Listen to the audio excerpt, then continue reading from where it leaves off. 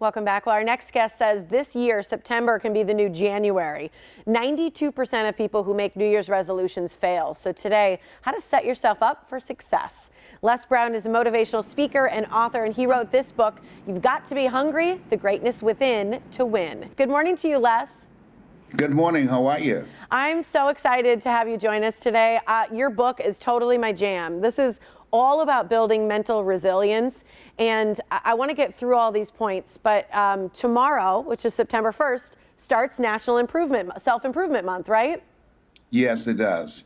And it's a very important month because during this time where people are, we have to really build mental resilience. But in addition to that, we have to upgrade our skill set. This is a new landscape. This is the era of what the late Peter Drucker calls the era of the 3 C's: accelerated change, overwhelming complexity, and tremendous competition. So the people that are going to break through and come through this time where we are, because it will end, they've got to be hungry. I love it. And I believe you are 100% accurate in that, because the people who've been able to pivot and have found new strength and new direction truly are going full bore ahead. So I want to talk about getting a ritual, and that's your first point, because I feel like this is something I have recently found I need to do better, is find this structure.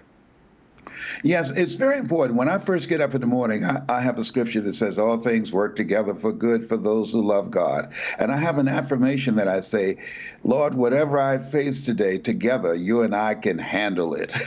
But in addition to that, I listen to motivational messages on YouTube, and I encourage people to listen to Les Brown speaking in the Georgia Dome, where I'm speaking to over 80,000 people, and to read 30 to 40 pages of something positive every day to build mental resiliency. There's an African proverb that says, if there's no enemy within, the enemy outside can do us no harm.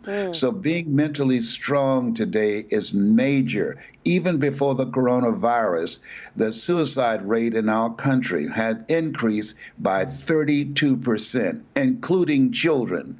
So we have to really work on our mindset now more than ever before.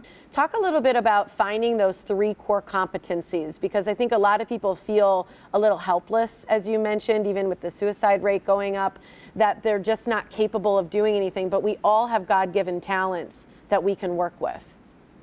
Without any question, and I'm an example of that. I was born in an abandoned building on a floor in a poor section of Miami, Florida called Liberty City. When I was 6 weeks of age with my twin brother, we were adopted, first foster kids, then adopted. And when I was in the 5th grade, I was labeled educable mentally retarded and put back from the 5th grade to the 4th grade and failed again in the 8th grade. But I met this high school teacher my junior year, and he taught me that you don't get in life what you want, you have to get in life what you are. Work on yourself.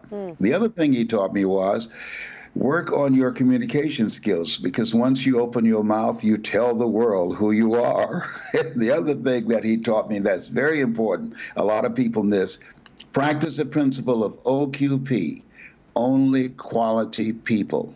Surround yourself with people that you can learn from, people that you can grow from, people that can help you go to that next level, that hold you accountable and they hold you accountable, that will really position you to win.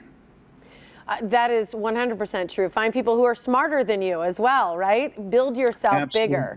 Yeah. And when you're looking for those 3 things, because I want you to speak to that a little bit, these are core competencies you say that you would do even if you didn't get paid. And that's where you should focus your skills. Yes, it's your calling. That a calling, I think, is something that you love so much that you do it for nothing, but you do it so well that people will pay you to do it. I speak and spoke for years free. And one of the things that a lot of people do, they dismiss things that they love to do. And now we're in a time where you have to look for ways you can monetize what you do.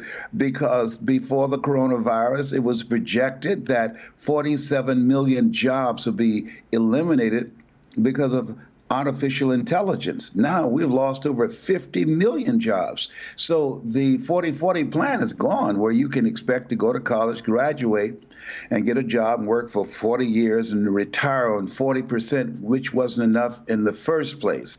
You've got to be flexible. You've got to be creative. You've got to create relationships with people that are smarter than you. Dr. Dennis Kimbrough said, if you're the smartest one in your group, you need to get a new group. Yes. It's so true. We ran out of time. I could talk to you forever, but is there anything you want to leave people with? Yes, you have something special. You have greatness in you, and you must be willing to do the things today others won't do in order to have the things tomorrow others won't have. That's my story, and I'm sticking to it. I love it. Thank you for joining us, Les.